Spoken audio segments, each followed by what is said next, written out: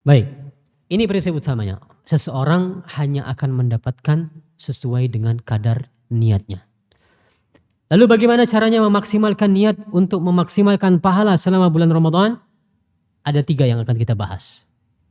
Yang pertama, dengan semakin mengikhlaskan niat dalam beribadah. Ini prinsipnya.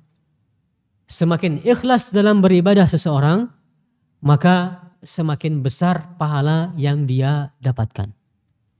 Dan semakin dia tidak ikhlas, semakin berkurang pahalanya, atau bahkan sama sekali dia tidak mendapatkan pahala, bahkan dia bisa saja yang dia dapatkan malah dosa ketika dia tidak ikhlas dalam beramal.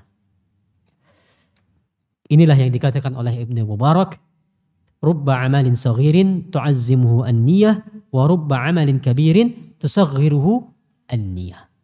Betapa banyak amalan yang kecil menjadi besar pahalanya karena sebab niatnya yang ikhlas.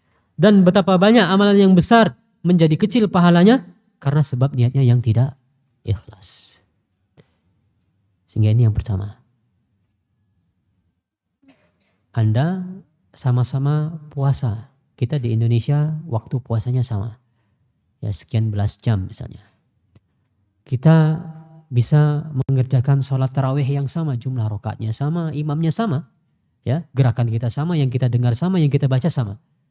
Tapi meskipun puasanya sama, meskipun sholatnya sama, pahala yang didapatkan itu bisa perbedaannya antara langit dan bumi.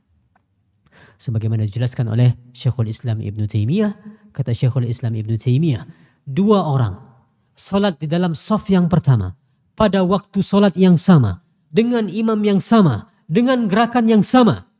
Dalam satu shaf yang sama 2 orang ini, pahala yang mereka dapatkan itu perbedaannya bisa seperti jarak antara langit dan bumi. Sangat jauh perbedaan pahalanya. Apa sebabnya? Karena kadar keikhlasan yang mereka miliki itu berbeda-beda. Sehingga tips yang pertama, berupayalah untuk mengikhlaskan seluruh amal Anda di bulan Ramadan.